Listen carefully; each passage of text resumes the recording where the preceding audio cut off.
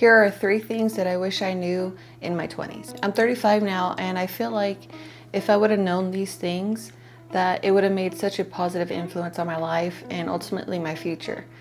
And if I had known these things in my age now, or where I am now, I honestly don't know where I would be. So it's not so much that I regret it, because I love where I am right now. I love the man that I married. I love the church that I'm in. So I don't have any regrets. But these things definitely would have been beneficial to me if I had known them then. So if you're in your 20s or even younger, I hope these can be a blessing to you.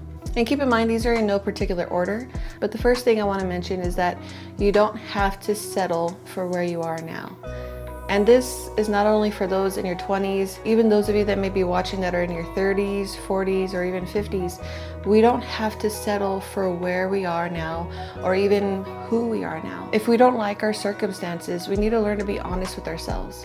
If we are living lives that are unfulfilling to us, if we're unhappy, if there are people or circumstances in our life that are damaging to us, we don't have to settle for that. If you're not happy with your life and the way things are going, you can do something about it. If you're constantly overwhelmed, you can find systems and routines to help you manage whatever it is that's overwhelming you. If your current relationships in life aren't serving you, not to say to be selfish, and expect your relationships to only pour into you without you pouring into others, but if you're surrounding yourself with people that are constantly putting you down or don't accept you for who you are or don't make you feel valuable, you don't have to stay with them. You don't have to stick with those friends if they're not good for you. Really consider who you're surrounding yourself with, because that's very important. Think about the path that they're on. Think about what they're passionate about. Think about if they are passionate about anything. Do they have any goals? Are they trying to make something of themselves? Are they pursuing any type of goals or dreams? Do they even dream? Do they have vision? Because that shows a lot about the person. If they do, that shows that they're, they have their mind on the future. They're actually wanting to do something with their lives. They actually want to set and reach goals. They're actually about something. And if you surround yourself with those type of people, they're going to encourage you to also set goals and reach for them.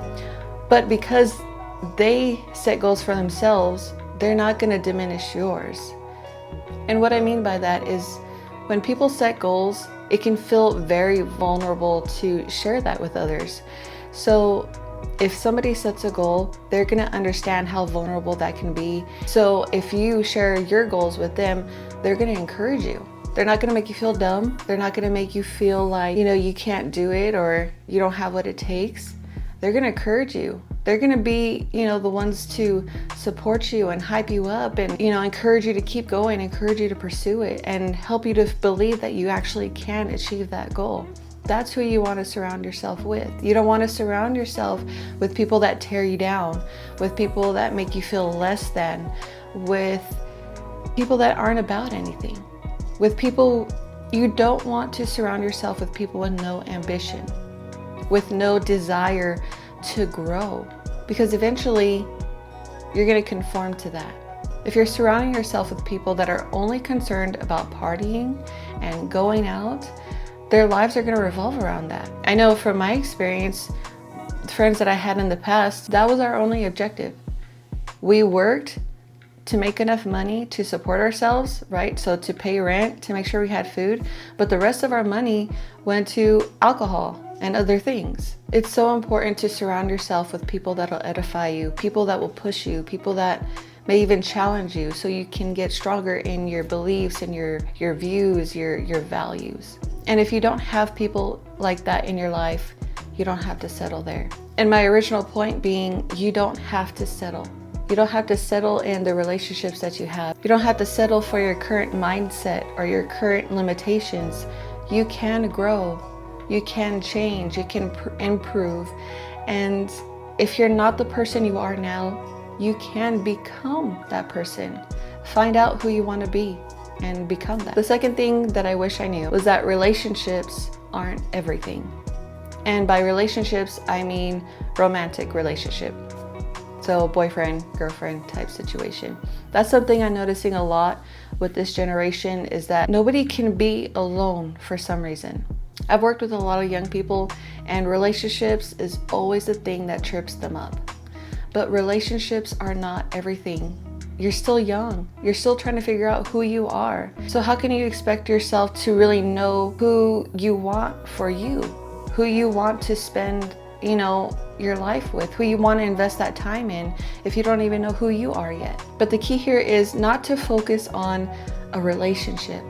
Focus on yourself right now. Focus on finding out who you are. Figure out what you're interested in. Figure out what you're passionate about. Figure out what you want to do with your life. What change do you want to make in this world? What impact do you want to have on society? Because you can have an impact. You can make a difference for the good in this world. So what do you want to do with the time that God has given you?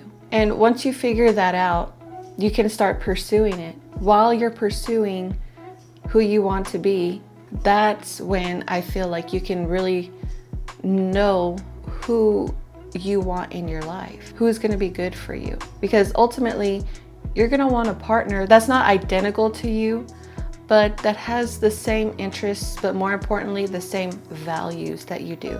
But in order to know that, you first need to know what you value. You need to figure out who you are. So do that before pursuing a relationship. And to my younger audience, I know you're young, and I know it feels like, oh, I can't be talking to you, or you're somehow exempt from this. But trust me, we all thought that way. Everyone my age thought that way, and most of us, if not all, were wrong. So please listen to me. At the very least, consider what I'm saying, because if you do it that way, you will save yourself a lot of time and heartache. And the last thing I want to talk about is to just be yourself. Figure out who that is. A lot of us can feel so pressured to want to fit in and be accepted that we can lose sight of who we really are. And in my 20s, or when you're in your 20s or younger, you don't really know who that is yet. So take this time to figure out who you are.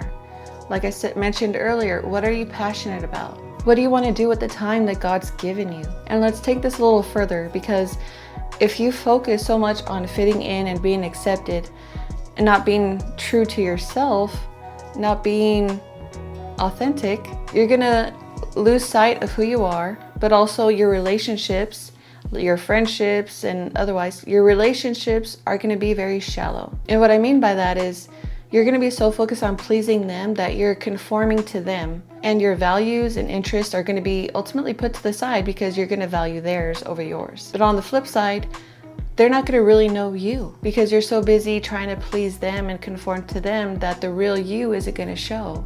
And that's gonna result in your relationship becoming very shallow. And if that's the case, do you really have a friendship? Don't be afraid to be yourself. If people don't accept you, that's okay. There's somebody else that will. That's something that took me a while to figure out. The friend that's worth having is the friend that I could be myself with. Otherwise, it's just exhausting. It's exhausting to constantly try to please and to serve with nothing in return. That's not friendship.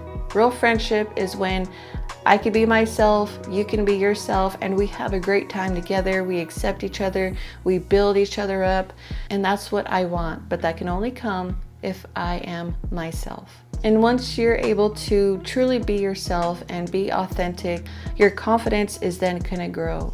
You never know if people are gonna accept you until you put yourself out there. So it's gonna take a little bit of courage to first put yourself out there and be the real you before you can see how others accept you, and they may even like you more.